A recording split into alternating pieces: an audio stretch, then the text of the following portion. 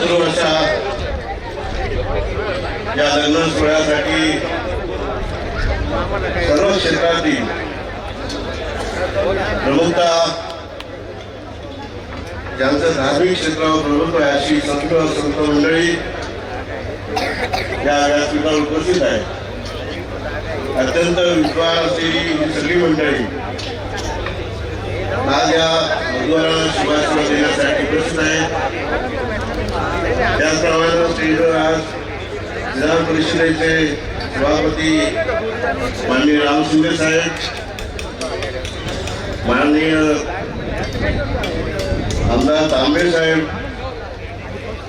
माननीय आमदार लांबे साहेब अनेक राजकारणातील बडी मंडळी या ठिकाणी येऊनही गेलेली आहे आणि इथे बसलेल्यामध्ये अनेक त्यांनी उभं आयुष्य आपलं राजकारणासाठी अशी मंडळी आहे ज्या महाराजांनी ज्यांना आपण इंदुरीकर महाराज म्हणतो या महाराष्ट्राला ज्यांनी वेळ लावलं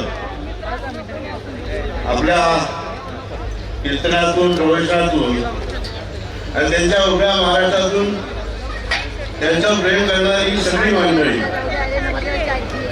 आज या ठिकाणी मंडप परिपूर्ण भरलेला आहे.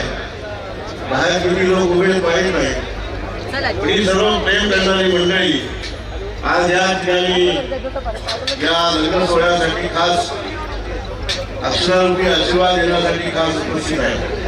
या सर्वांचं खरं इंद्रगिरी महाराज हे माझ्या तालुक्यातील माझ्या गावाजवळचे घरातलीच आहे आणि मग हा लग्न सोहळा मी माझ्या घरातला समजतो.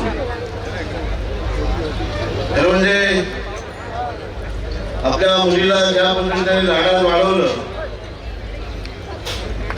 त्याचप्रमाणे हा विवाह सोहळा देखील त्यांनी अत्यंत थाटामाटात करण्याचा प्रयत्न केलेला आहे. त्यांचा एवढाच प्रयत्न आहे मी महाराष्ट्रभर फिरतो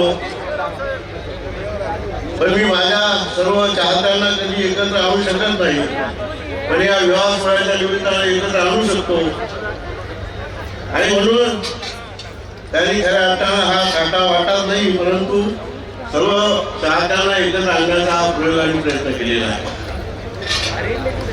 मी आपल्या या दोन्ही कुटुंबाच्या वतीनं मी आपलं या ठिकाणी हार्दिक स्वागत करतो. आपल्या सर्वांच्या वतीनं माझ्या वतीनं या वधूवरांना शुभेच्छा आणि शुभाशीर्वाद देतो. तर म्हणजे आता बोऱ्यावर आपल्याला चिरंजीव सोबत ज्ञानेश्वरी आणि चिरंजीव सहित दिसणारच आहे. आपल्या सगळ्यांच्या आशीर्वादानं त्यांचं भविष्य उज्ज्वल राहणारच आहे आणि होणार आहे. पण प्रार्थना एवढीच आहे